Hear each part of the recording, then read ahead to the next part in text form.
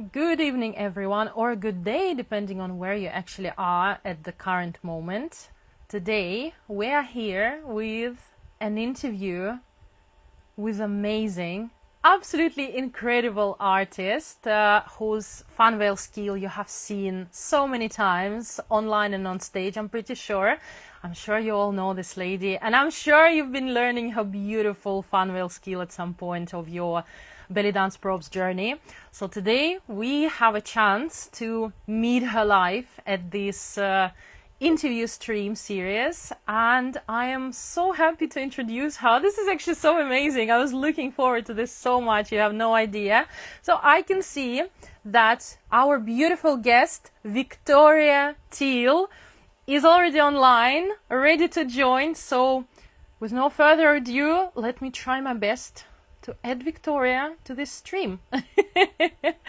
I'm still not extremely fluent with all the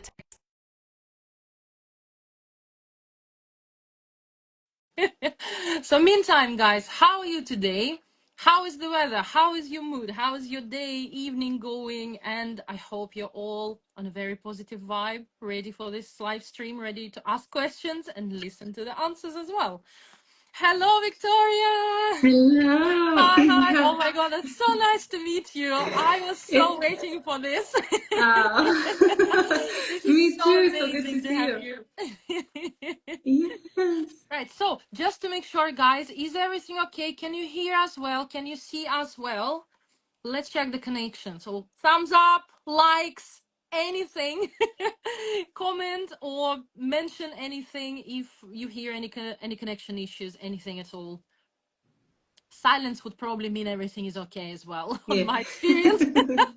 Yeah. If it is quiet, that's all fine.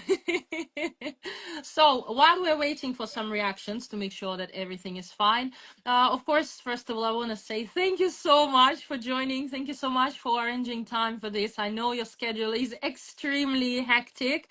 You're super busy, so it makes it absolutely priceless to have you here on our Oh, live stream. no, I'm So, so excited. how are you today? I'm good. I'm good. It's earlier for me, a little later for you, I think. Yeah. You've had like a Yes, full it day is already. 6 o'clock. In fact, Six. I've been messaging Victoria pretty much all day today, making sure that I do not mess up with this time zones because this is always tricky stuff. It is. It really is. And sometimes even in the US, there's different times depending where you are. So it can get even more Yeah. confusing, like if you don't know where they are. So this is perfect. Yeah, yeah. It is, at least when you're within one same country, you have one certain city which you usually measure the time zones for. Mm-hmm. Like for example, for us it's like Moscow, or in the UK it's like London, Greenwich Meridian Time. It's Exactly. pretty much the same time zone in here, anyways. But it is slightly easier. But when you're in different countries, in fact, in different continents, that's, I know. It's so, so yeah. And then we have even with my classes, I'm always like, oh, it's based on New York time or Texas time or this time because it's like, there's too many time zones where I live. So, yeah, yeah. It is hmm easier for England because I believe we only hmm have one. I don't It think we have. probably, I would I think, yeah. think so. We're a small country compared to the US. We're small, so it's easier Yeah. here. Yeah. Right. So, are you ready to jump right I into the am. prepared questions? I am. I am. So, in fact, when I was preparing for this interview, I checked all your media sources to see that maybe you already speak a lot about something that I will be asking about. So, to make Mm-hmm. sure I'm not boring anyone, so I checked it, and actually, I found out that there is generally not so much of your Mm-hmm. personal journey online on your website and everywhere. So, to start with, could you please tell us about your dance journey? So, what Yeah. age you started dancing? How did you Yeah. come to dance? Uh-huh. What style did you start with? So, anything you can share Yeah. at all. Yeah, just how I got into it. So I feel like this happens a lot. Like when I listen to podcasts of other dancers too, it was kind of a happy accident. It wasn't intentional. I think I was like 15, about to turn 16, and my older sister, she's a few years older than me, she saw a friend in like a belly dance recital. You know how they are for every Mm-hmm. city. There's like some, and she saw a friend do it, and she's like, I want to do this, but she didn't want to go by herself. And so the tag along is always the little sister. Yeah. You And coming? so she's like, I don't have any, like, she didn't have anyone who could take the class with her at that time. So she's like, you're coming with me. And I took the class, and I remember like the first class pretty, like, it just stuck at that moment. My teacher, she was originally from Brazil. She was living in the US for her husband's work, and she was just a beautiful teacher. She had been dancing probably, I think, 10, 15 years at that point. Very versed in kind of the Egyptian style. Like, she loved Mm-hmm. classical Egyptian style, was her thing. And I took the first class. I remember seeing like the hip scarf and the movements, and I was like, what is this? Because I had like maybe a few years prior where I was really interested in like ballroom dancing, but where I lived was a very tiny, tiny little town, and there would not be a partner in sight, even maybe Wow. a class. And so I kind of had this draw to dancing, but it wasn't really accessible for where I was living. And so when I found belly dance, it felt like, oh, well, I can do this, and I don't need a partner, and I don't need, I can participate in all these things. And so it's just from there, I just started practicing, doing it all the time. It really became my hobby, like as a like late teenager into my 20s. And pretty soon it was recommended to me to like go to, because again, I was in a small town, to go to Mm-hmm. festivals. They're like, oh, Mm-hmm. just wait, you Yeah. should go to festivals, go to festivals. And so I remember going to those, and I was like, this is perfect. Like, I love this. Amazing. This is so exciting. Yeah. So I started competing, and I did that pretty early on because I love having goals. I love having like something to reach towards, and I wanted to perform more, like practice performing. So competition was the way here at that time. And I did that. And then it just kind of kept like rolling from there, Mm-hmm. where I started teaching. My original teacher had actually moved away within, I think, a year and a half of me learning. She needed to leave, and she was Mm-hmm. like, well, you start teaching. Yeah, because Right. I was really, really, really into it. I think that everyone could tell, this is like my thing that I just spent all my free time outside of school doing. So I started teaching, I kept going to events, I kept competing. And then at that point, I was doing more like national conventions Mm. or competitions. And then I auditioned for Belly Dance Superstars. I'm trying to do the math in my head, maybe like a few years in.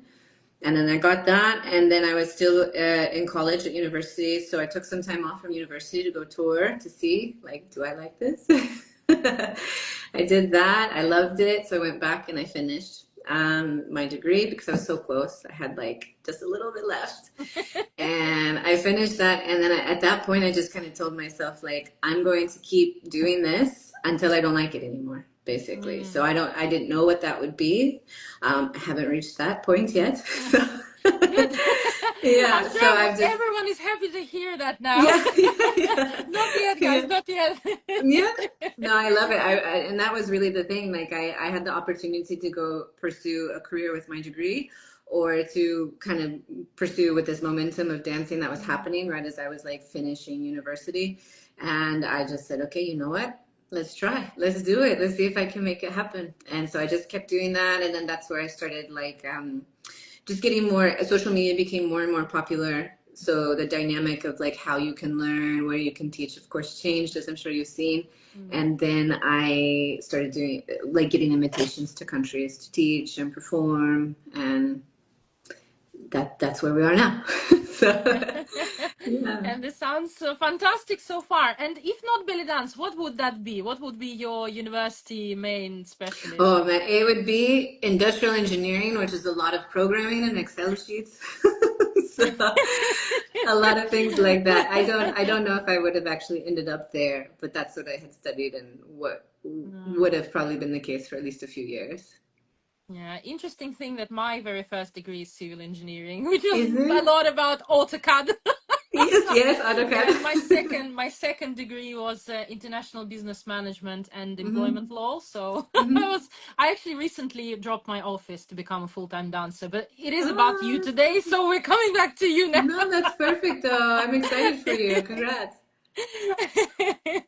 And apart from your sister, does Mhm. anyone in your family dance and ever dance Mm, professionally? no. No.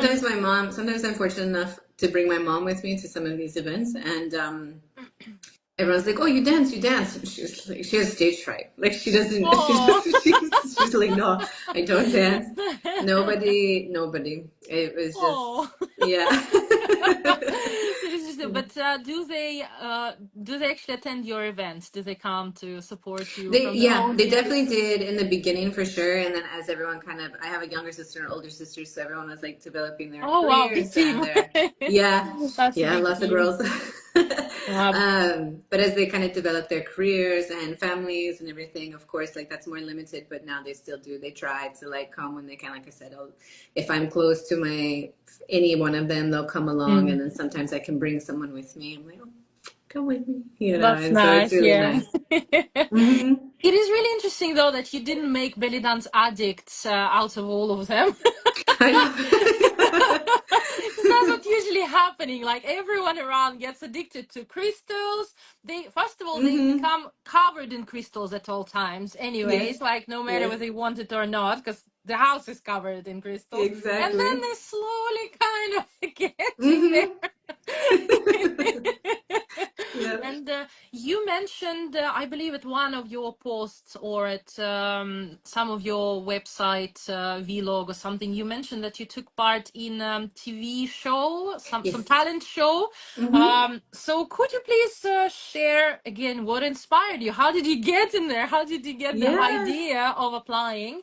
Hmm. Um, and no, actually, we start from there, and then I will add on to this question. Add on to a little bit. Yeah, so what I took part in was Project Belly Dance, and it was their first season. And it was actually recommended to me by, there was in Texas, the conventions that I was attending. It was recommended to me by someone who hosted the convention. Her name's Bahia. She still dances, very beautiful dancer. And she also knew my instructor really well. And she was just like, Mm. I think Victoria would be a really good like candidate for this. Like she should try to apply because it was run by Michelle Joyce, who she had the DVD production of Cheeky Girls, and that was like one of the big productions back before YouTube and everything. If you needed to learn belly dance via DVD, that was where you went, you know. And Yeah.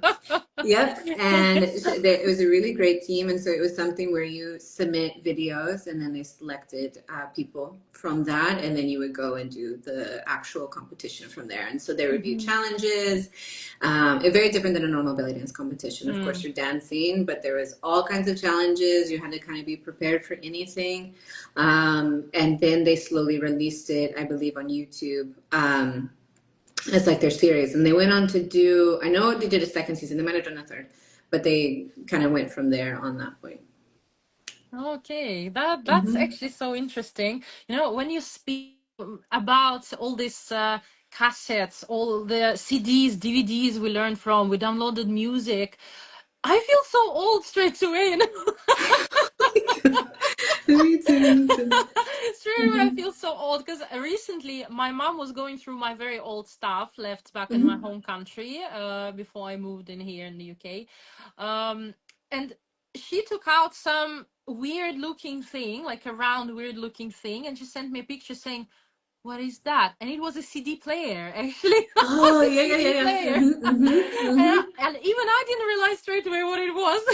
I know. I That's know. how far away it seems to be. It is. It really is the case. I remember when you had to like bring your music for the show on a Yeah. CD, and you hope the CD wasn't messed up. Yeah, and DVD was the Like, only way to learn unless you attend hmm. festivals. And I remember they were selling DVDs of festivals as well. Yes, the In huge fact, tables. lots of DVDs I had back then when I started dancing around like 2012, 13. Hmm. A lot were from America, from shows in Hmm. America. Like, this is Hmm. absolutely brilliant. You were the first ones to run DVDs. Yeah, You're smart guys. DVDs. I That was remember. amazing. Yeah. Yep. And to all the dancers who would consider taking part in any sort of talent show, belly dance projects on TV, on YouTube, Hmm. what would you recommend? So give your Hmm. valuable tips from your experience, what they should Yeah. be prepared for and what they should not be afraid of. Yes. I think the first, like, definitely don't be afraid of just being yourself. I know it can sound a little cliche, but we can get wrapped up in a lot of, if you've ever competed, even in a belly dance competition, that goes through your mind of like, oh, should I do this? Should I do that? Do they want to see this? Do they want to see, like, you start to kind of calculate and think like that. Mm-hmm. I'm a big believer in like you got to just do you. Like, and it will speak to those you like attract those that kind of mesh with you. So I would definitely say that. And then if you're doing any kind of show that is, I would say if it's there's belly dance specific, right? Like competitions or shows, and then there's ones that are like general talent, let's say. Mm. And with general talent, um, they're going to it's going to have a different feel to it. Like the belly dance ones, obviously, like we understand different parts of the music and we want to see intricacy and different props and things like that. Whereas if it's like a general talent, they maybe the performances are going to be shorter. That's usually a very common thing. So just be kind of prepared for that, I would say. Definitely be prepared for like a different dynamic if you've only competed in belly dance specific conventions and then you go into like a general talent show from there. It's Mm-hmm. gonna have a different thing, but in either case make sure you're doing something that you really love, that you're really excited about.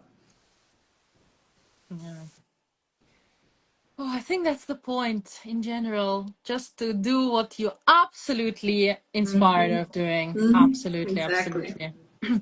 And we know that there are lots of people who generally see any sort of art form. I wouldn't even say just belly dance specifically, but any art form is pretty much of a hobby that Mm-hmm. cannot provide, that cannot make a living. So what was the situation in your family? Did you receive all the supports Mm-hmm. from start, or you actually needed to prove yourself and to prove Mm. that dance is actually something serious, especially like belly dance, fun wheel dance, is something serious enough to become Mm-hmm. your lifelong business?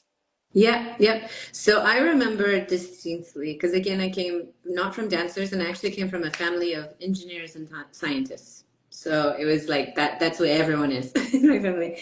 And I remember that when I had accepted the invite for Billy Dance Superstars after auditioning for them, and I was going to take that semester off of school, that's when my parents kind of sat me down and they were just like, if you are going to do this, you need to be very like intelligent with your finances, and you also need to still finish your degree.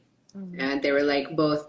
And at this point, like I had funded most of my tuition, and so that was when I kind of sat down and I saw how many of my loans were there. You know, I hadn't really thought about that because I hadn't graduated yet. And I sat down and I really looked at it, and to be honest, like that conversation I think really set me up in a very good way because I took very seriously like getting rid of that debt, still getting a degree because I could see how much money I had poured into it, you know, and like, okay, I might need this at that point. It's, you don't know, you really don't know. But I think that there was some like hesitation in the sense of like, you know, this the standard like artist, right? Like the struggling artist, and Mm-hmm. can you pay your bills, and are you paycheck to paycheck, and can this be a thing? But even though there was some of that hesitation, just because I think it was new to them, they were completely supportive along the way. In a sense, like it was very like loving support of like, hey, be careful about this, but go do what you do, you know, and do it very like how you want to do it, you know. Yeah, so I was very fortunate for that. And your family was supporting you all the way along, like you never had that conversation. We all have at some point with the parents, like, look, I understand you kind of love it, but Yeah. you need a No, no. I normal think job. never to that point. I think if things had gotten to like a certain financial situation or something, or they felt like I was struggling or this or that, then of course they would do it in a very like Mm, respectful way. But no, they just, you know, they also made it really clear like, okay, certain things work certain ways here. When you work like a 9 to 5, we say, or a corporate job, there's certain benefits that you don't get if you're self-employed, but hmm. then there's also a lot of benefits that you get if you're Yeah. self-employed. So it's like a give and take. And so they were just very much about like, if you're going to do this, you need to be educated in what exactly you're doing. So you know, down the road, like how that is. So they Mhm. couldn't provide me that education because they just didn't have experience in it. But they could provide the like heads up that like, look, you really should look into this. You really should like think about this as you're developing your career. So I was very grateful for that because I think it started my brain thinking a certain way from kind of day one of taking this like as a potential career path. Yeah, yeah. Mm-hmm. That's amazing. And Yeah. I personally believe that the support from family means so much. Like it Mm-hmm. is everything at your starting point. Is support from your family or from your partner. It just really a game changer, honestly. Yeah. So that's amazing. So I guess all this sort of support made you feel relaxed, allowed you to find yourself. So you came to your Teal fan method. So Yes. Teal fans. Feel fans. Can you please share a bit about your journey towards fan veils? Like, Mm-hmm. how? Definitely, definitely. So I had oh gosh, it was early on, maybe a few years in, that I did kind of what I would say is what I think is the typical. Like we see these different props, Mhm. you know, wings, canes, veils, fan veils, and I saw some, and it was actually I got a pair as like a prize in a Mm. competition. But the fans were not even like a left and right set. Uh, They were like two we all right-handed came fans. through that one. Yes, there were two right-handed fans, and I didn't even know. I just my teacher didn't do fan veils. She didn't at that point, and then I was on my own soon after that. 'Cause she had left, and Skype was not a thing. And I remember just picking them up and playing with them, and then doing the typical like go on YouTube. There would be like a few videos, so you learn like flutter, you learn to turn, like the really like basics, you know, of fans. And I did a performance or two with them and I liked them, but they were always a little bit of a like accessory. Mm. But I knew there was something that I liked about them. And then it wasn't until like a few years after that, I think, trying to do the math, that or maybe just a couple, I joined Belly Dance Superstars and I got really lucky to have an opportunity to do solo. Mm. And for their solos, they really push you to be innovative. They want something different. So if Mm. you've noticed, like their soloist always, it's not just like a, you know, Egyptian Méjancé piece. Like it's not that. There's something else to it. Yeah. And so I was like, what am I going to do? What am I going to do? You know, trying to dream of it. And I remember that I had this like draw towards fan veils and I had just kind of like put it to the side a little bit. And so what happened is that kind of ignited the like kind of fire to get into it, like get into this kind of innovation mindset. But what I had done is I started researching not fan veil and belly dance. I started researching any kind of dance that used anything that even resembled a fan because I don't Mhm. know, there's like metal fans, there's wood fans, silk fans, paper fans, there's like all kinds of fans out there in the world because I kept feeling like when my exposure, at least at that up to that point, to belly dance fan veils, I felt like I only had like 10 moves to do and I felt like I was at a plateau. Like I was just kind of like, and there was something in my mind like this has to be more. Like for me, like I was like there has to be more. So that's when I started looking at other types of dance, and I noticed very quickly that belly dancers use the fans in one specific way, very like round, juicy, because it goes with the hip movements. And Mhm. every other style of dance used the fans in a much more linear way. It Mhm. was very sharp lines, linear. Yeah. And linear doesn't work really well with belly dance because our shapes are different, like the shapes collide visually. But what I noticed is that other forms of dance didn't hold just the handle, like the center of the fan. They would move around on the fan a lot more. And belly dance was always at the handle. Like that was it. Like we held it at the handle or it was closed or it was on the ground. One of the three. Mhm. Mhm. And so I was like, okay, there has to be a way for me to blend moving around on the fan and this round juicy style like that belly dance has. And I like the round juicy of the silk. I just really like that. I was like, there has to be some way to do that. So I just locked literally in that small, I was still in that small town. I remember, I was like, I'm going to come up with this solo. I'm going to do it. And I went to that studio like almost every other day at 4 p.m. and locked myself in that studio and was just like, you're just going to play with the fan. Like, you're just going to mess with it. Um, and at that point, I was using a single fan that was, and so I just experimented. And then probably after about a month of doing that, a solo kind of popped out. And that became kind of the basis of Teel Mm-hmm. Fan. And then from there, like I performed it, it did well, and then I wanted to do more of it. And then that's when I was like, well, I want to do two fans. I want to do a big fan. I want to do a multicolored fan. I want to, like, I just kind of kept adding longer fan, shorter fan. Like it was just, every time I did a solo, basically, I was like, I have to add new movements was in my mind. Mm-hmm. And so it was just a lot of that, like lock myself in a room and like play with this thing. So the fan, of course, got beat up a lot. It did. It fell and it flew everywhere. But then slowly that just basically progressed and slowly shaped what is now Teal Fan, Mm. basically. Yeah, that's amazing. I personally have 5 or 6 pairs of You have that? teal fans. Yeah, I want more. Like I'll be back. Mm-hmm. I love I'll them be so much. back. Absolutely love fan veils. And of course, nowadays, lots of artists, there are lots of artists who are having absolutely amazing fan veil skill, prop skill. But I pretty much believe they all had you as an inspiration and as a starting point for technique, for the look, for the visual side of it. But who did you have? That's a good question. So, who inspired you the most? Because I'm pretty sure we all have a certain artist that we are Mm-hmm. getting inspired the most when it comes to grasping something and building our own style. We still Mm-hmm. need some, at least small points to rely on and to Yeah, start something from. there. So, what was yours? Yeah, so when it comes to fan veil and Teal Fan Method, it was not a specific dancer, but more just I constantly observed other forms of dance and not Mm-hmm. even with fans, if that makes sense, like just with silk. So Mm-hmm. there's a lot of like, I don't know if you've seen them. I remember I watched these over and over and over. There's like group dances in China, like Chinese classical dance, where they Yes. have the Yeah. long sleeve. For example, it starts with like Yeah. a flower or the umbrella, the parasol, or they do have some with fans or fan like a scarf and then a fan like a flutter fan that's really short.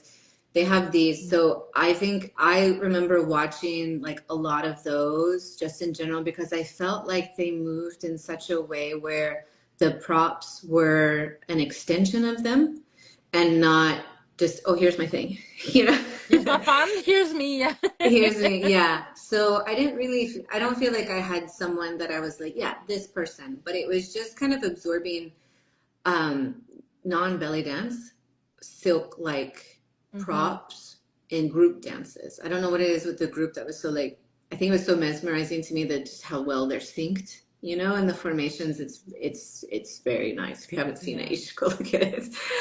Yeah. And so just that I think really gave me some I think motivation to, like I said, move my body as an extension with the fans and Mm-hmm. not let it just be like, here's my pose, as well as like pushing myself to kind of think what to me at that time felt like outside the box because I hadn't seen anything like that, you Mm-hmm. know, like at that moment. Um, and that really drew me to be like, okay, just keep experimenting. Something's got to come out of this at some point, you know? Yeah. Yeah. Yeah, and actually, in fact, I am usually watching traditional Chinese Hmm. dancers as well when it That's comes to beautiful. silks. When I feel like I need something fresh to come into Hmm. my mind, it's usually Hmm. traditional Chinese dance. I would say arm work when I need Hmm. something new in terms of hand and arm work Hmm. with the movements. I watch traditional Chinese dancers, and if I need something with props connected to silk, yes, they're the best. They're No, amazing, yeah. absolutely amazing. Yeah. Um, and do you have any silk fan performers who inspire you at a present date? So right now I don't watch too many and I think it's because some of my like we all have our how do I say this? Like our styles of learning, our styles of like growing, like we Mm-hmm. all have our methods. And for me, I think the thing when it comes to fan is I just felt like the method that worked for me that allowed me to kind of be like genuine to what I was creating was to not observe anybody basically, because I didn't want to like compare myself, and I wanted to just see what I would make. Of course, I see. when I go to these competitions and things like that, of course I see people Mm-hmm. using fans and I see things out like that. But I actually don't know the last time I've watched like an Instagram video, for example, of like someone using fans. Um, that I am like, yeah, because I kind of have this method where I choose my music and then I still do Mm-hmm. that thing where I try to come up with something new each time. Mm-hmm. I choose my music and I just lock myself, like, I Mm-hmm. just have to lock myself in the studio. That's what I Yeah, have well, to do. it's good when you have Victoria Teel always with you, you know. Yeah, yeah, there's something I think I've just grown to really love that process. Whereas like with other styles of dance, of course, when I'm learning and I think those I'll like reference like, oh, I need to really like get this feeling, or I'm not doing this thing right. Like, what's wrong with my chest movement? Like something's not there, you know? But when it comes to fans specifically, I just kind of am like, let me just run with what I have, and if it works, if it works. If it doesn't, it doesn't, I'll try something new the next time. Mm-hmm. Do you ever improvise on stage with fan veils? Something that you No. didn't say, you just grab and go. No, I am a planner. So unless something happens, sometimes there's like things happen. I do not improvise. Okay, as we already at the point when you shared that something happens sometimes, I Yeah. have actually a question prepared for you. So, Yes. can you please share the most weird, awkward, and funny situation that happened to you in terms of having your prop on stage? My prop. Honestly, I think I was trying to think about this the other day. Like, what was my like weirdest thing with the fan that happened? And the And funniest, of course. It can be the weird, but fun, not funny. yeah. I think it was I know you know from my style there's lots of transitions, right, from Mm-hmm. the handle to the stave. And this is actually like a free fall for those Mm-hmm. who don't know. And so it's a controlled free fall, but things happen and sometimes the fan just falls. And there was one time that I was fully into what I was doing, just like, okay, just another like release. And that fan flew so far and so aggressively. Like it wasn't cute. It was like I was trying to throw it and hit somebody with like a baseball. That's what it was like on stage. And it just went. And I was like, okay. And no matter how much you try to control your face, sometimes it just still comes out. And this time I had two fans. So the one went, and I was like, okay, I got to do what I always tell my students, which is you have to make it act like it's real, like intentional. So I like turned and then I like threw the other fan really far the other way to make it like some moment, like something like this.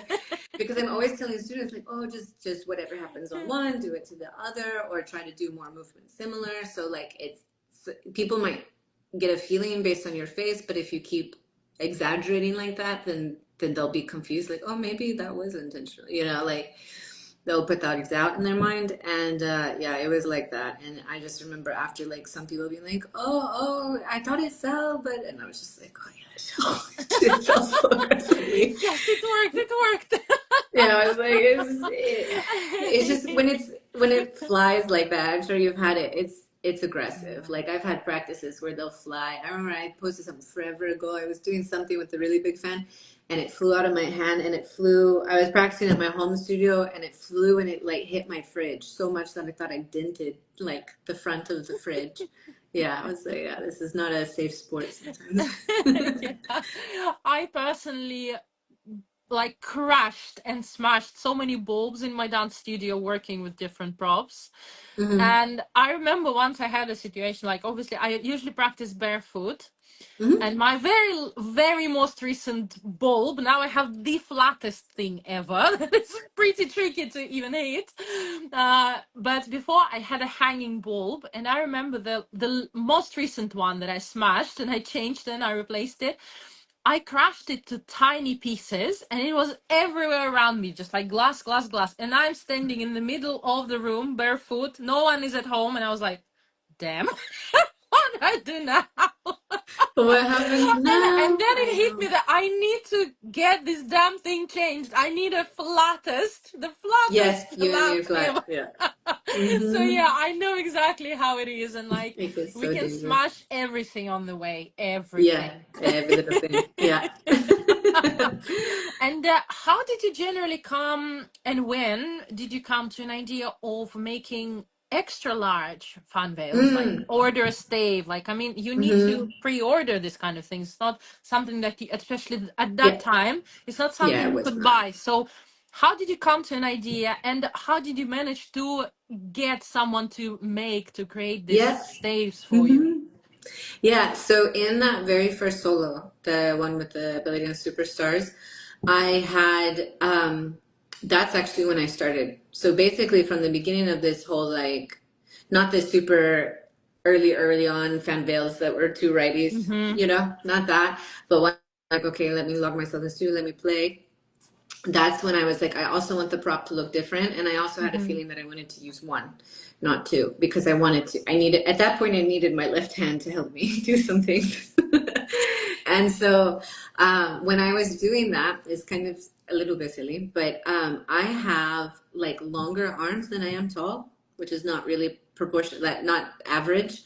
And I felt that the normal fan veils at that time just didn't quite do justice. And then also like I wanted something really exaggerated. I liked really kind of dramatic things, big costumes, big hair. Like I was everything I liked was big. And so I was like, I want the fans to be bigger. And so you're exactly right that like that time that was not like you couldn't get that. And so I started reaching out to multiple silk fan, like custom fan makers for belly Mm. dance in the US. And some people told me, no, absolutely not. And one person told me, yes, her name is Silk Dancer, and Mm. she hasn't been making for a while, but we worked together while she was early on. And I was like, I'm gonna send you drawings with like this many inches, this many, like I had very specific how I wanted the dye, everything. I was like, this is what I have in my head. Because I remember I had even tried to make like a sample at my house to make Mm. sure that it like worked. But I needed someone to do it nicer for the stage. And she did. She came up. She was so nice about everything. She was really she I think she was really excited to do something a little bit different. And she had done some different fan veils, like the standard size, but very interesting painting patterns and things like Mm. that. So I think it was a really good match. And so we worked together, and that's where that kind of became born. And then I used it, and then I liked it. Because I also on that the die pattern is not straight. A Mm. lot of fan veil straight. It's more of a circular, and that's because most of the movement I do in that area in that method is based on the concept of circles. It's very Mm. round, like, and so even the die patterns mattered for it to like really Mm. enhance the look. So that's kind of where it started. So it was that early on, and then it, like I said, it led to two colors. Then the really big fan was actually hers. Like she got her thinking, and she's like, I have something and I want you to do it. Yeah. So she gave me the really big super fan. And so kind of at that moment, I think it was just always about drama and Mm. exaggerated things on stage. Yeah. Oh. And we are very happy that you had those ideas, because now we can enjoy such beautiful Yeah. and extra large fan veils. By the way, are you planning to make any larger ones at all? The longest I staves? I don't know. I Just don't know do. because it's heavy. Like it is a shoulder workout, and so sometimes I'm It like, oh, is. we could It do more. We is. can do more, and then I'm like, It is. do we need to do more? Yeah. I Yeah, like yeah. bigger ones, honestly. I think I have four pairs now that are even bigger than Victoria Teel ones. Mm-hmm. And when Yes. they just arrived, and plus I have one of these extra larger fans with Yeah. LED lights on them. So they're Yes. Yeah. even Oh my gosh. heavier. Yeah. Mm-hmm. And I remember when these arrived, even without LED lights, just the regular but super extra queen size Yeah. fan veils arrived, I actually took them, like obviously left to left, right to right. I held them and I was like, how is that even possible? to do any moves with these ones. They're so heavy. But guess what? I think I spent about a week with them, and I Uh-huh. already didn't even feel the weight. So Exactly. your Yeah. arms adjusted so quickly when you regularly Mm-hmm. take them. Even 5 minutes a day makes Mm-hmm. such a huge difference. And I'm just so happy that I tried it. And then I bought these ones with the LED lights, and then I was like, oh my god, how will I even be able to dance with it? But then again, like a week, 2 weeks, my arms, my muscles adjusted, and I love the huge. Like the bigger the better. And my largest ones are now over 2 meters long as Oh well. my So like they're not gosh. just huge, but they extra long. Long. They're long. Yeah. But I love it. It's all about Yeah. drama, exactly. Exactly. The drama. There's something about it that's really addicting. It's like, oh, it's I so love it. I pretty and absolutely nice. love Yeah. it. Yeah, and in fact, guys, I want to mention that before I saw Victoria's videos online and before I took Victoria's lessons, and also to mention she has an absolutely amazing online platform that I would highly recommend to everyone. Um, Before I started learning from you and before I saw your videos, to me, fan veils were my least favorite prop. I Mm. never wanted to touch it. I never wanted to dance with them because they seemed so uncomfortable. They seemed so strange. They seemed too weird for my hands. Everything got tired super quickly and everything. So if back then someone would have told me that I will be teaching fan veil technique, I would laugh out loud and say, guys, you're probably mistaken me with someone else. So you better go back to the future and double check with the person what their younger alter ego is, you know. But since I learned how to hold them with the Funville school and I applied it, it was really weird. And actually, in fact, there are lots of dancers who cannot get past this point. But this is the Mhm. point that is a game changer, a total deal breaker. And lots of people really steal the opportunity of real beautiful fun work from them because they don't want to invest just like a couple of weeks, 5 minutes every Mhm. day during 2 weeks to learn how to how to hold them in the right way, to Exactly. reduce the tension in the wrist, the tension in their palm, and just like to apply it very pointedly. And I can say that thanks to your platform, thanks to your workshop, the very first one I subscribed for, actually, that was very ambitious of me with no Funveil skill at all. I subscribed for your online workshop on Oh, Dance oh, Monkey that was a choreo. challenge. Yeah. And I was like, what's going on here? That was a challenge. And then I was like, okay, I'm still gonna save it because I will get back to it in the Mhm. future. But at that point, I felt like there is no way in the universe I will be able to do that.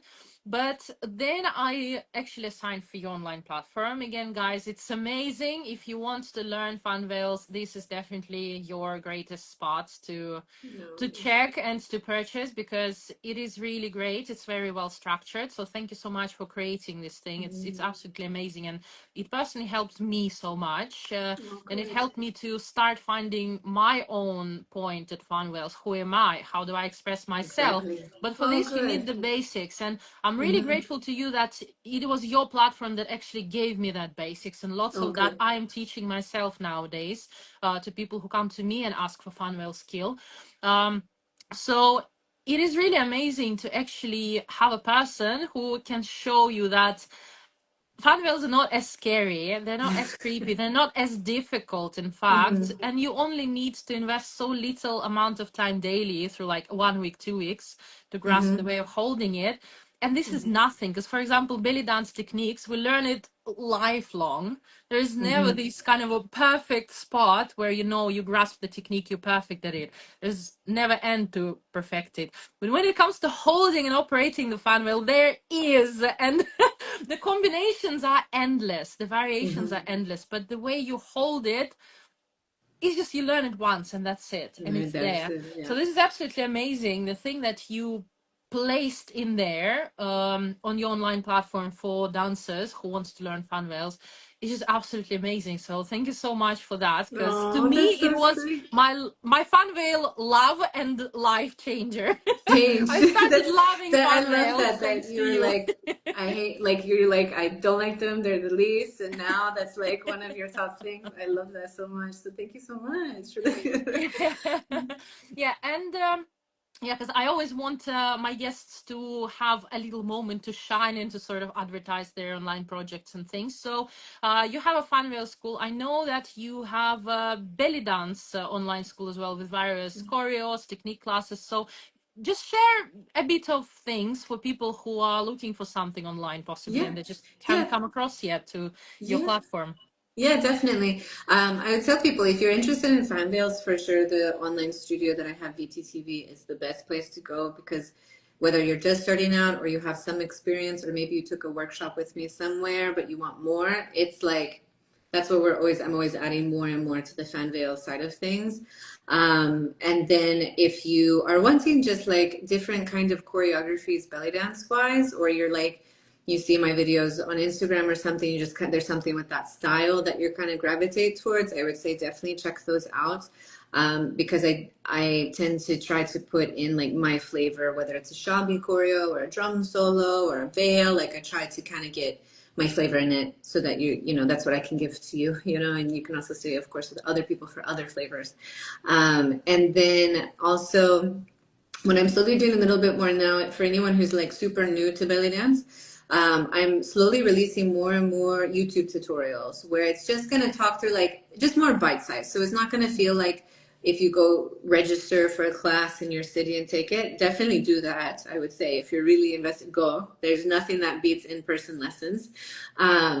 But if you're just trying to get the flavors and see if it's something for you, these tutorials, we just go through like a couple movements and then they come together into like a very short dance that like you would see on YouTube Shorts or Instagram Reels Mm-hmm. or anything like that. So it can kind of give you like the belly dance version of a TikTok dance, you know, that kind of version where you can just kind of test it out. And then if it's like something you're really, really like into, go to Mm-hmm. the classes, go to the conventions, like get into the world of belly dance because it's once you kind of get in it, I feel like you don't leave. You're there for life. But that's something that I do offer that is free, and so it's a little bit easier and more accessible for those who are just trying to get flavors. But then once you're kind of in it, if you're wanting more or the fan veils, for sure the studio and Mm-hmm. where we'll do classes. We also the video classes and private lessons and custom choreographies and all those Mm-hmm. things. Yeah, I think I'm gonna come to you for some private Funveil class as Yeah, well. I'm I sure love it. there is always some stuff that you can apply to clear out my technique for a bit. Yeah, yeah, I yeah. consider I love. myself way more advanced right now, but like I used to be very terrible. Now I'm better. But No, you should do that. still, I believe I still have so much to learn from you. So yeah, you can definitely wait for me. You will see me online at some point for a one-to-one one day Yeah, no, soon. you're super great. I've seen your videos. I always love them when they come across. I'm like, oh, you got Oh, it. you're following my videos. Yes, yes. Your stuff pops up for me all the time. I'm like, oh, I I love have it. so many videos with your fans, with the Victoria Teel Mhm. fans, that I just cannot finally invest time to edit them. You know, like when you Right? pick the spot, when you adjust the music and you polish it and you post it. So I need to do all this editing side of it because I Yes. have so much video materials that is just there on my phone, but it never sees the light. It never I sees. understand. I understand. Yeah. Never has its time to shine, you know. Hmm. So yeah. And when it comes to moments when you feel drained, when you feel Hmm. like you need some sort of reloading of all the systems, where do you Hmm. usually go? What do you usually do? So how do you gain your inner energy and powers back and get inspiration back? Hmm. For dancing, so I think every artist goes through it like that, and I've gone through multiple rounds of that at this point. And honestly, the thing that kind of recharges me is one, taking a little distance is always good. That's Mm-hmm. always good. but and just like not thinking about whatever the thing is that's stressing you out for just some time. But then when you kind of come back to it, for dance specifically, I've noticed when I'm not doing projects, like as simple as if the music I'm selecting for a 10-second Instagram reel, okay, as simple as that, not a big piece. Mm-hmm. If I'm not really like into it, and I'm not wearing clothes that just make me feel good, or I'm not like there's something, I notice that that's when that happens more. And what kind of resets my go is Mm-hmm. when I'm working on projects with the music or the style of dancing or what I wear or the location that I'm really excited about. There's something that I'm like, this is going to be good. And this is going to be good for me. Like I would want to see this. I would, Mm-hmm. enjoy this, regardless if one person likes it. Um, that's when I notice it kind of gives me that recharge. So kind Mm-hmm. of back to like, and I think that's just kind of been something that's like along the trend of my dance life is just kind of constantly being like, is this what I want to do, regardless of the outside world? Is this what I'm doing? What am I doing? What's me? What's my style? What's da da? And kind of blocking out the extra noise that your brain sometimes creates, Yeah. you know? And that's really like, that gets me back in it. And I can tell because then I'll start spending more time editing or I'll spend more time watching it or how can I fix it? Or, like how you naturally kind of like, want to edit and adjust and this and that. That's usually my sign that I'm like on the path for me.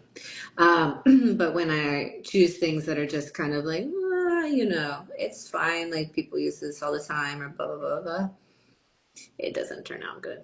So it's not a good mix. Yeah, that's true. And Yeah. from because I follow you actively, as you understand, on social Mm-hmm. media. I always Yep. check on all the new things you post. I'm like, oh my God, what's a combo? I want to do that one. So I see that you are doing a lot of cross training as well, along with belly Mm-hmm. dance, and you are generally into pretty healthy lifestyle. But though, Mm-hmm. when you are feeling down, do you have any favorite food of yours that you should not usually Ah, have, but it really brings you back on mood track? my mood. Okay, my current obsession. Like I think we all have our like obsessions.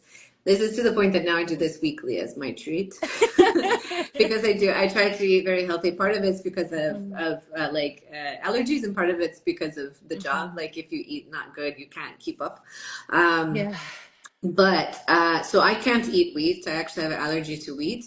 So there's these pizzas that I love pizza so much, so much.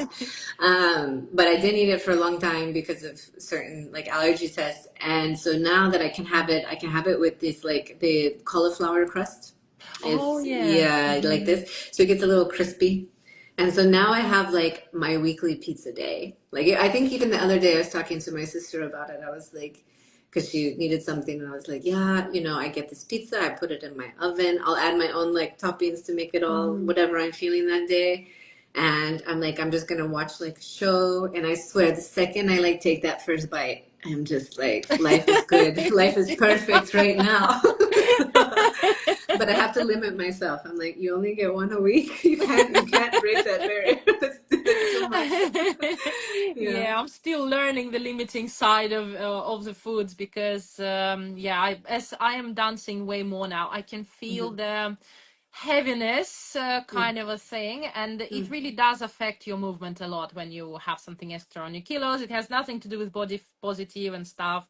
It just Mm-hmm. has something with the personal feeling when you dance and you Mm-hmm. within the dance. So that's why, just to help my body to sustain movement for many years and to help my Mm-hmm. health and my Yeah. body to function in a healthy way for many years, because I'm planning to dance till I'm 110 at least, and maybe I'll do it as a hobby for another 50 years, then okay, Mm-hmm. then I can drop it. So Yeah. that's why I am like now way more on a healthy path, like start losing weight and everything. So that's very important to have your little treats here and there. I think the treats are the way to go. They are the way to go. I never heard of this cauliflower crust thing. I need to check on that. So thank you very Check much. it. That's a Mm-hmm. very Yeah, good check it. advice. Some are good, some are not so good. So you have to like experiment and find the one that's for you. But I definitely like again, I haven't eaten bread in probably 6 or 7 years now, so I don't even Mm-hmm. know what that tastes like anymore with the texture. But I know my mom had to make the same change. She got diagnosed celiac recently, and she Mm. got a cauliflower crust pizza. She's like, okay, and I'm like, Was yeah, good, yeah. it's good, yeah. Like it gives you that what you need, you know. That's a good one. So your pizza even made your mom happy. That's Exactly, fantastic. she's Everyone is super happy happy. with your pizza. Yeah. The Hmm. cauliflower. And as much as I enjoy the food topic, moving back to fun rails. Yes, yes. We need to do another podcast on food. Just food. Food for belly dancers, yeah. So it is very clear and very obvious. I'm sure you wouldn't mind this statement. You are a Funwell addict, like complete and Mm-hmm. total.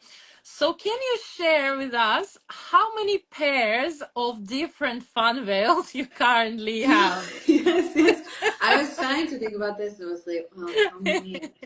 How many? I'm going to guess it's at least 30 that I currently have. Currently. But over the span of however long I've been on this fan veil, even just the teal fan, it's probably, I would say, in the hundreds.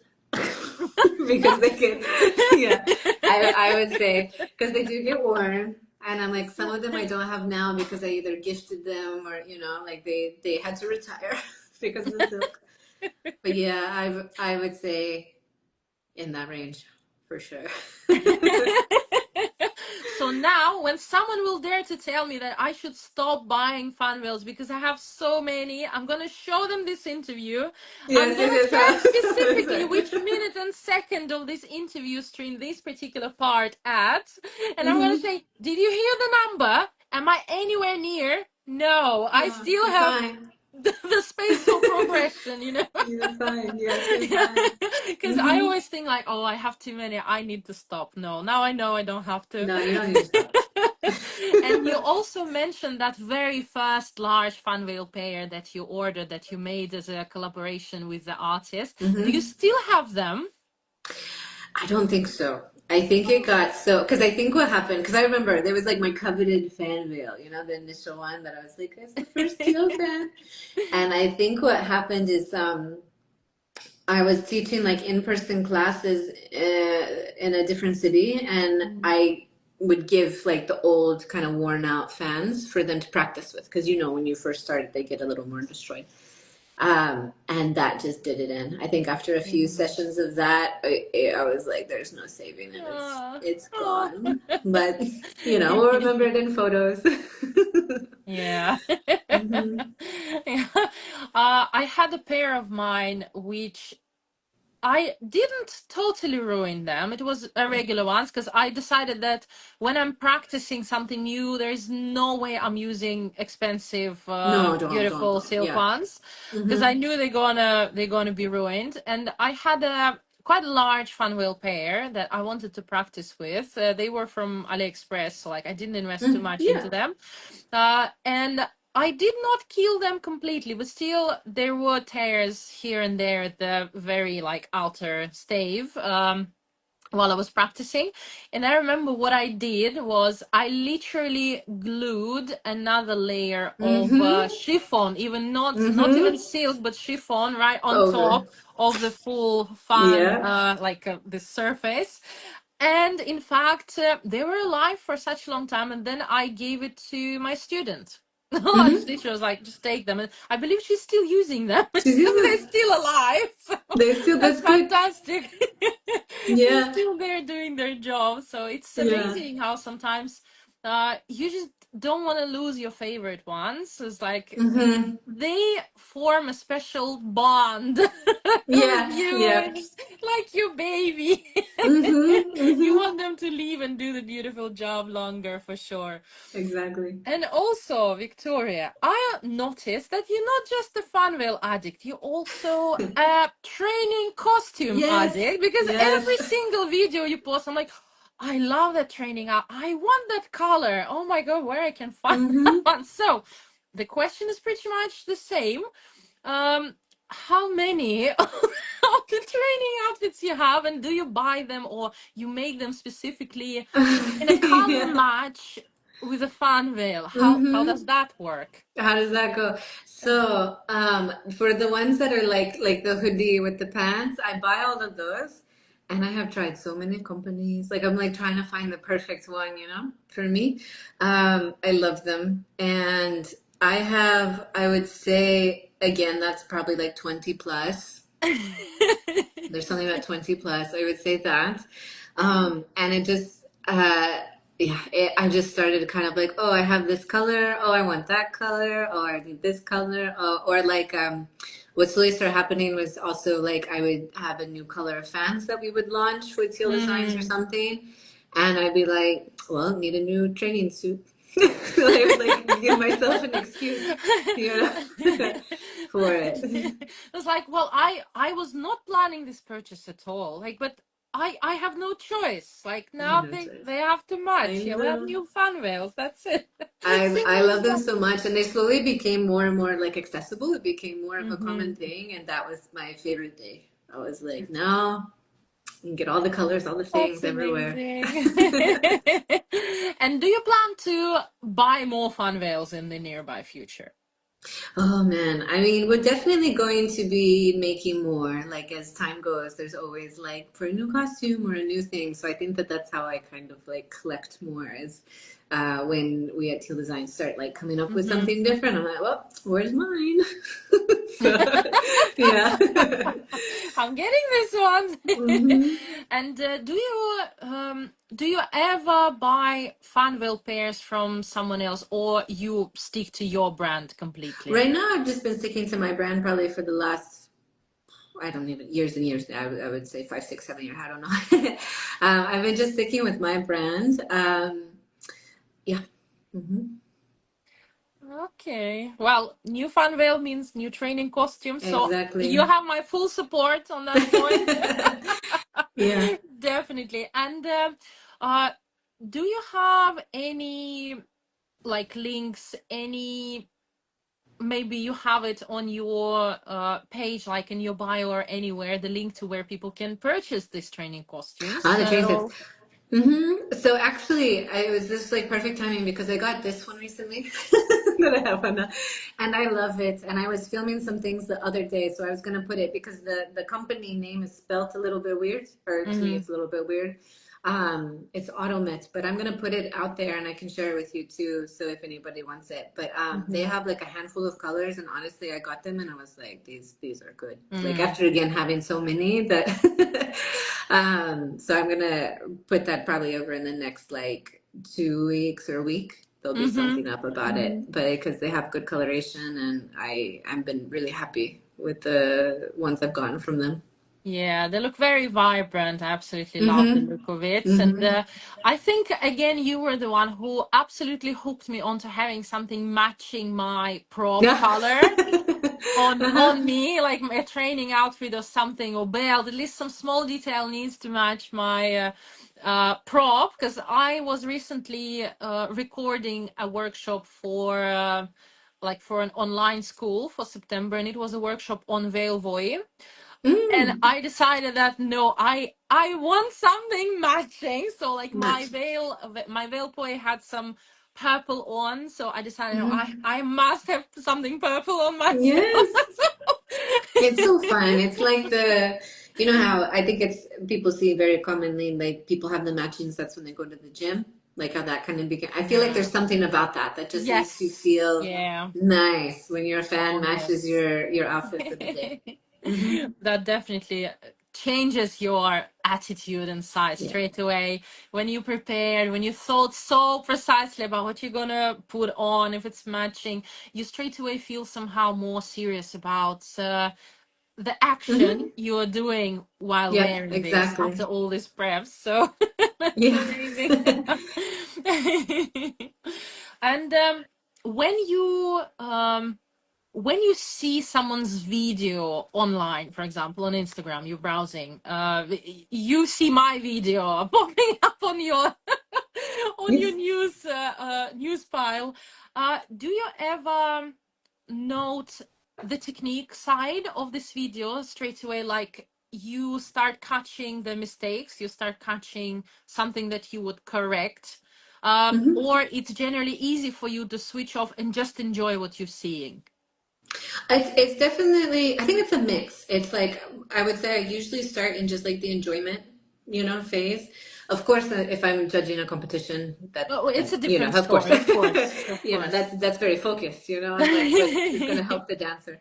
But if I'm just like scrolling and something pops up, I think I start in the enjoyment usually, and I stay in that. There might be like a thing or two that I'll see that I'm like I recognize, but Hmm. I think that's just kind of habit from teaching, like teaching fans so much and like seeing it so much that it's just there. But it's not even. It's just kind of like it's like my brain processes it, like sees it, and then it just Yeah. kind of keeps going on to the enjoyment.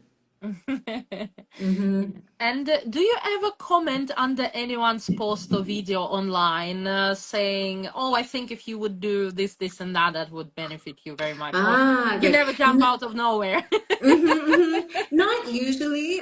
Sometimes I'll get messages from people. They'll be like, "Oh, can you check this out?" Mm, But I'm a big believer in like the fact that anybody is just putting themselves out on the internet. It says a lot about them, and they're kind of just doing that alone takes a lot. I think a lot of people won't put themselves on the internet like that. mm, So usually I will only give like feedback if it's asked for, yeah. essentially. Yeah. Hmm.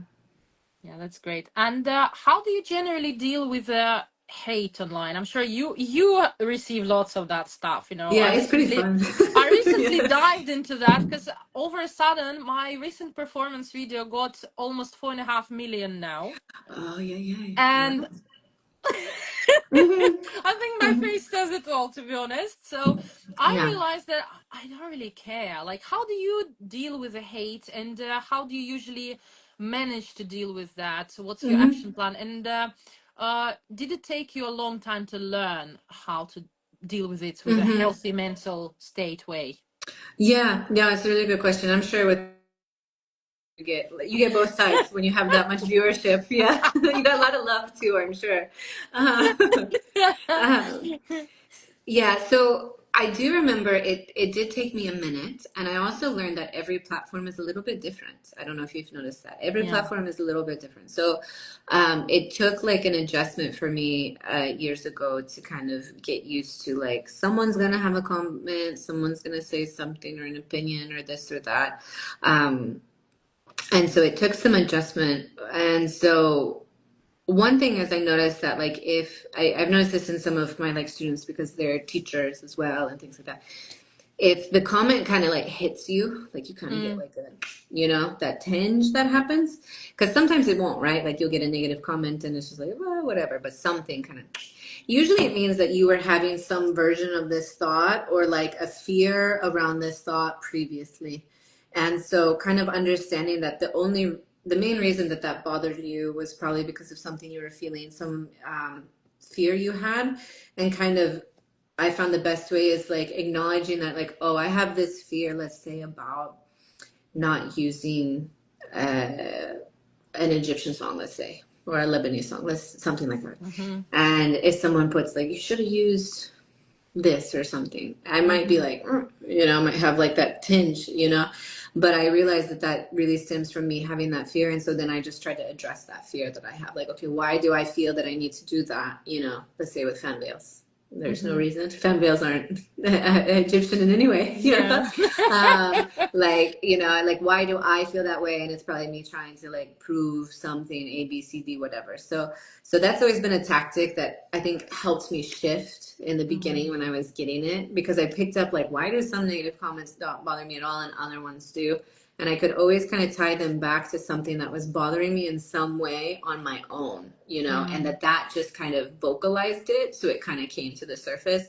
So if I could address that, and then go from there, it definitely helped. And then that honestly helps me then transition into like, anybody could say anything online. I mean, I've gotten it all.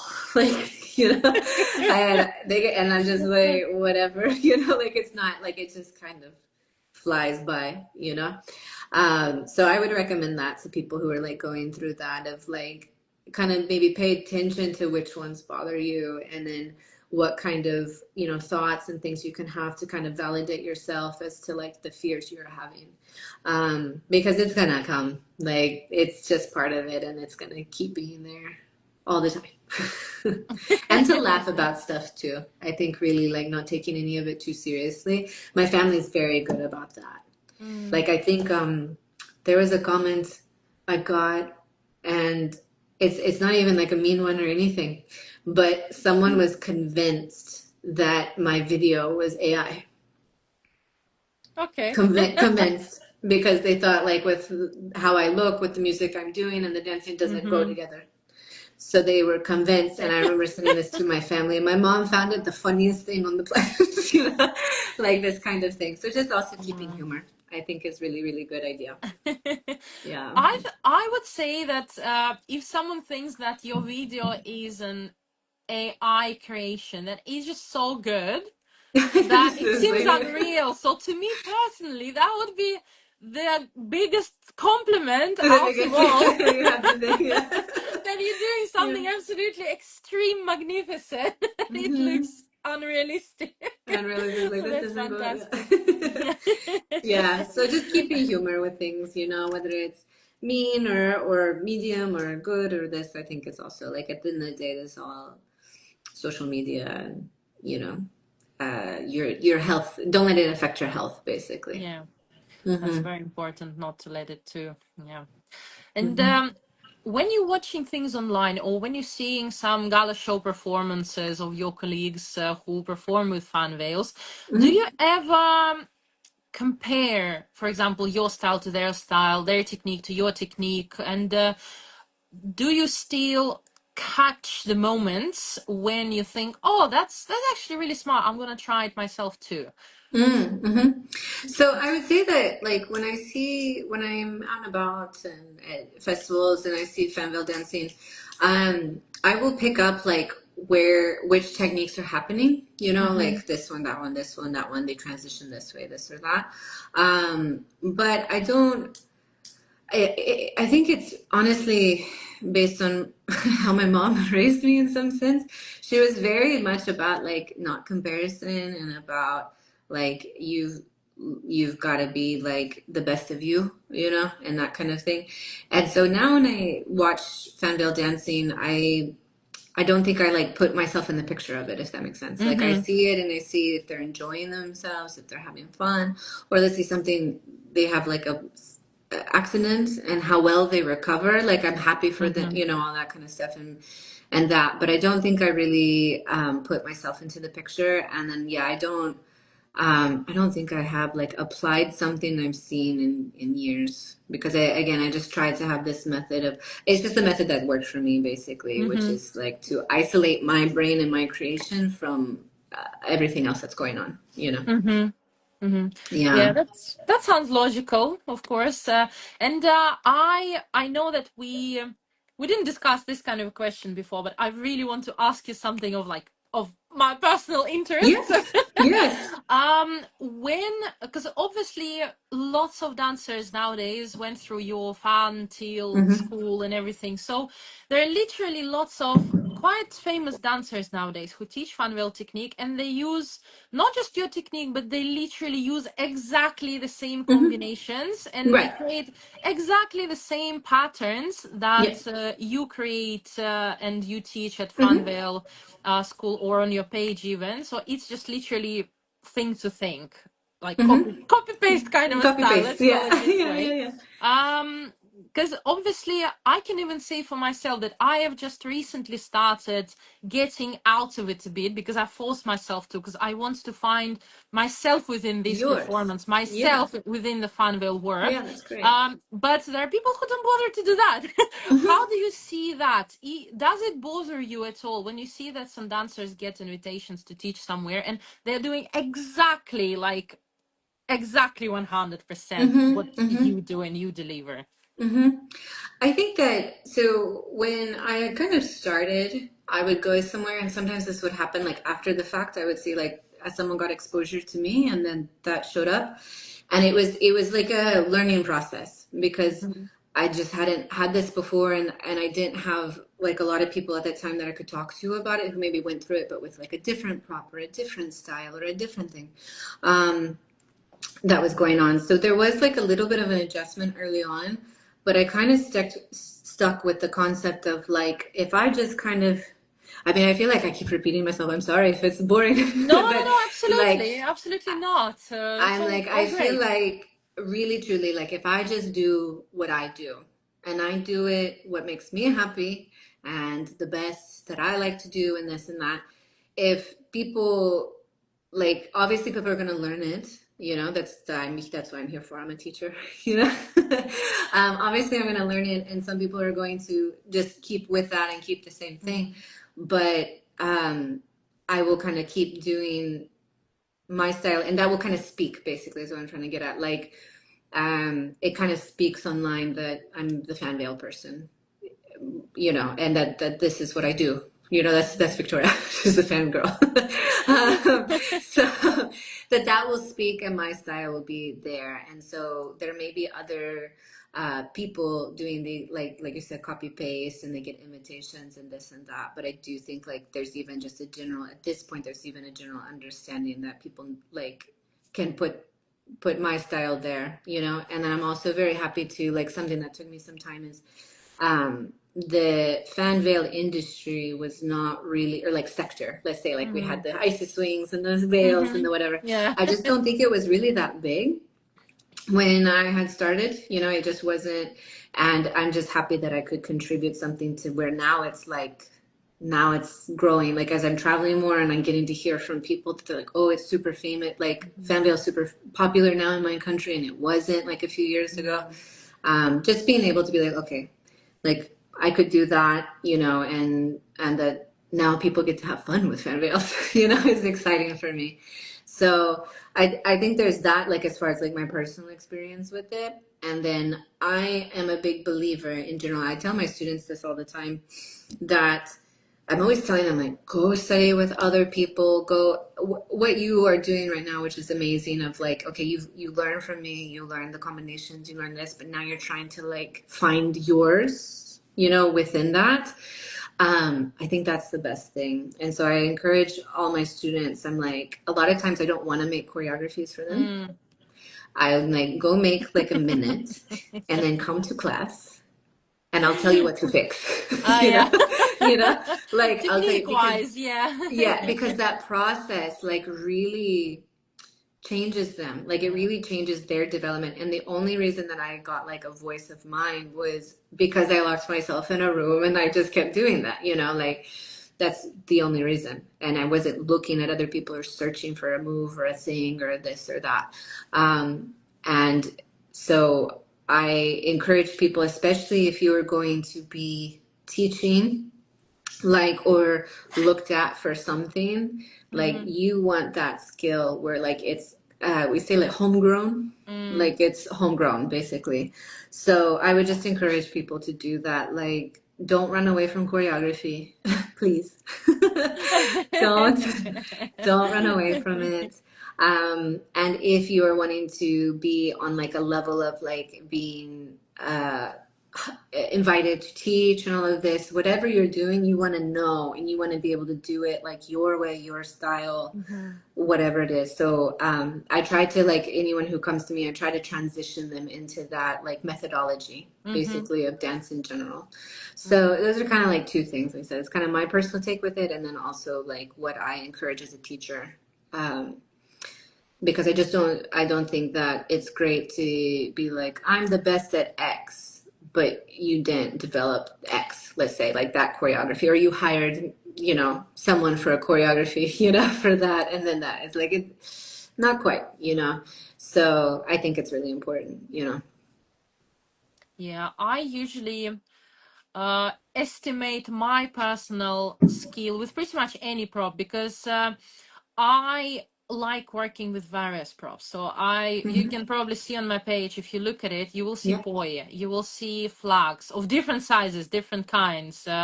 You will see lots of interesting props with LED lights, etc., etc. I'm just a prop freak in general, I would say. So my personal esteem of my skills, when I can say, okay, I generally got basic comfortable with this Yeah. prop, is when I can take it and I can improvise through the basic music, like basic patterns, without Hmm. any problem. Not setting it Right. up, but like literally improvise with it. Then I Yeah. can say, okay, I'm familiar with them right now. Yeah. Now I can step further. Yeah. It's very Definitely. helpful. Well, and I would recommend to anyone if they have that issue, because I think that's something that happens like in all fronts, all industries, all the things is I would just say try to like just know like if you do you and you do the best of you and you kind of like another saying we have is like stay in your lane, you know, like you just Mhm. stay focused on like what you're doing and your things and all this other stuff that's going on. That's when like really beautiful things come out. And you'll be happy because you're doing what you want, you know. So just that's what I recommend, because that's what I've kind of done over the years is I just learned to kind of be like, this is what I do, you know. You Mhm. guys like it, don't like it, you know. If other people are doing the same thing, okay, you know. But this is what I'm doing and I'm working on, and here I am. You know. Yeah. Yeah, indeed. And thank you very much for sharing this, because I'm sure lots of people would find a lot of valuable tips on how to find their own self in dance, and Hmm. how to approach the fun well so they can feel their own way to interpret sounds, interpret music lines, rather than just like stick to certain pattern and not being able to step away from it ever again. Yeah. So that's really amazing. Amazing speech you just delivered Ah. on this point, and it really That's sweet. helps. I'm sure it will That's help sweet. a lot of people who would listen to us a bit later. Like, because I Hmm. know not everyone can be online. People are still Right, working, right. plus It's different countries, the different time of the zones. Again, day. it's Yeah. always watching afterwards. I'm very used to that point. Yeah. So you are doing lots of performing and teaching around the globe, and Hmm. I'm pretty sure that the most popular and common topic is fan wheels, of course. Yes. People Yes. primarily would like to Hmm. have a workshop on a fan wheel skill, fan wheel technique. But you have various belly dance style choreos and combos on your platforms, on your YouTube and on your educational platform as well. Hmm. So, which one is actually your favorite one? And My is turn. there any belly dance style Uh-huh. that you want to be teaching more, but it's Yes. not that appreciated yet from you, This is yes. but you I really love it. want to do it more?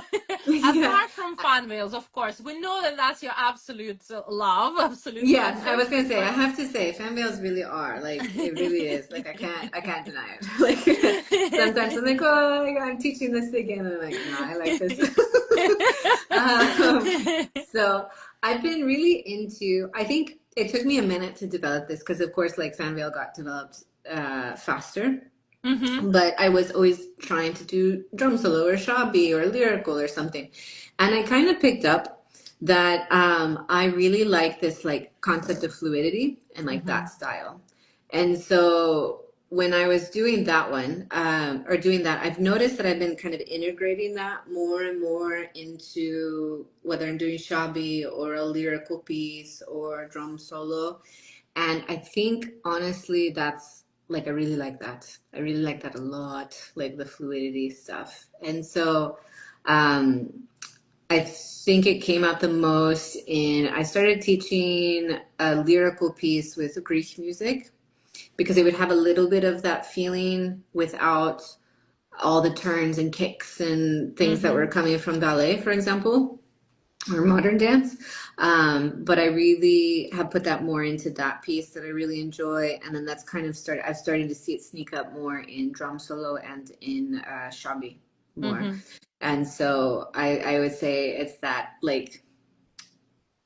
So it's not like one style, like a shabby or a drum solo, but it's the basis of like this fluidity with the body, with the torso. mhm, So not just like extension and arabesque in turn, but like with the belly dance movements, how to make them really like juicy and connected. I've been getting like more and more, I've noticed, into that. Yeah. That's interesting. So you believe you are shining and spreading your wings Yes. within the Yeah. styles as well, and within like improvising and stuff. Do you Mhm. generally improvise often to get into choreo, or you like approach it very structurally as well? Mm. It's usually like I'll play like maybe a 30-second clip over and over and over and over. Mm-hmm. But I feel like I'm usually like improvising, and then when I need to for a second like break down like, wait, what was that sound? Wait, what was that count? What was that thing? So I think it kind of starts with a very controlled improvisation, and then it gets into that breakdown like, okay, that's good, but you know, but I need to tweak this, or I need to tweak that, or I'll finish it and then I'm like, oh, overall I'm still missing like arm pass, or I'm still missing this feeling, or I'm still, and go back through there. Oh, Yeah. okay. Mm-hmm. So, if you have someone who Mm-hmm. never held the fun veils in their life ever, Mm-hmm. and they would come to you and ask, what's the most important thing to keep in mind when they start their fun veil journey, what that would be? I think you said it earlier, which is how to hold the fans Mm. at the handle, because this is like the basis, and okay, it's kind of like posture for belly dance, I would say. Like if you don't know that your knees are a little bit relaxed and your feet are straight and parallel, and like this with Mhm, hip work, that makes hip work so much easier, or your pelvis is more neutral, not relaxed. It's the same with holding the fan, because if you're like, I always say death gripping it, like to squeeze it open, you're never going to be able to transition on the fan. You're never going to be able to open, close it real easy. Like you're going to struggle, and you're going to be like, what is this prop? I hate this prop, mhm, So I would say just start there. Like just know how to hold a fan with like a stretch open, nice relaxed grip, and then everything's going to come like super fast. mhm. And what would be the second thing you would advise? Yeah, And like the second thing. then third, and then fourth. Of course. I think then no matter it's okay, yeah, no matter what movement you're doing, like you'll start with the basic movements. Thinking about this item as more of a silk prop than the bamboo, the wood. So there's something that happens to our brain when we use like a veil versus when we use a cane.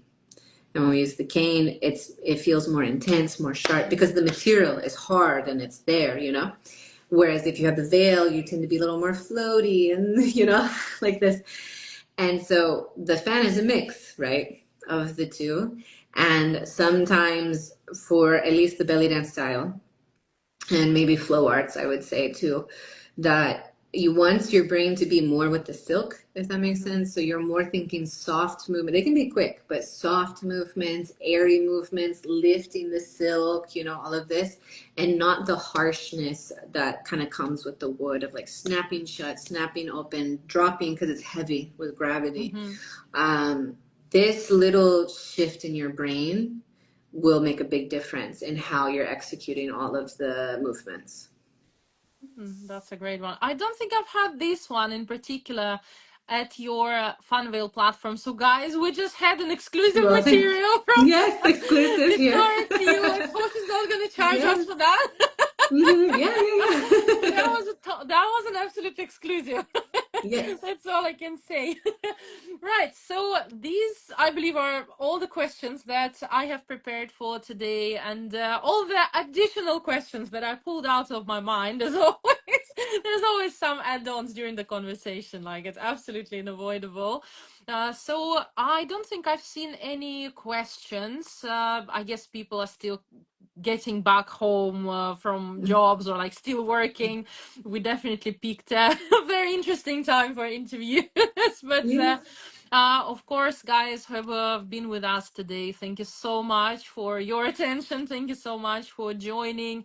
And of course, don't forget to like, to comment, to follow, and to give as many reactions as possible for this interview later on when you watch it as a saved video stream. And of course, don't forget to message Victoria about her classes, her platform. Don't forget to message me about my classes, my platform, and everything. And of course, stay healthy, stay hydrated because it's very hot nowadays. And just make sure you are belly dancing a lot. That's what we are here for. We're here to inspire you to belly dance. So, Victoria, thank you so much for joining today. Thank you so much for arranging time for this. It was such a wonderful conversation. I enjoyed every single second of Oh, it. My absolute pleasure. I'm so oh, happy that it was me to oh, interview. It was me I'm to so happy. interview. Have Thank you you done so any much for the interviews before? invitation. Have you done any interviews before at all? I don't think I know. A couple, Yeah. not super often, but a couple here and there. So yeah, Yeah, so yeah. I'm happy. I'm so happy about this one. Oh my No. goodness. Yes, thank you so much for the invitation. It's always so nice to talk to you. Oh, it's absolute pleasure of mine and absolute pleasure of the Instagram page, of course. I think people are very lucky to get to know you as a person because, as I mentioned, I couldn't find much online about what kind of a person you are and what was your journey. So that was, I personally was very curious about after learning so much from you. So thank you so much for sharing. Let's give it just a couple of minutes to see maybe anyone has any questions for you at all. Of So course. guys, if you have any questions for Victoria, please leave them in comment. Ask anything you want. Well, unless it's unless it's nice, okay? So be nice and ask anything you would like to, Victoria to shed a light on. So, oh, that's actually a good idea to have a sip of something. Yes, yeah. I Yeah, have drink. my I'm coffee surprised you here. haven't drank anything this whole time. I was like, Hmm. wow. Yeah, I have my coffee prepped as well, but I'm uh, always so thirsty.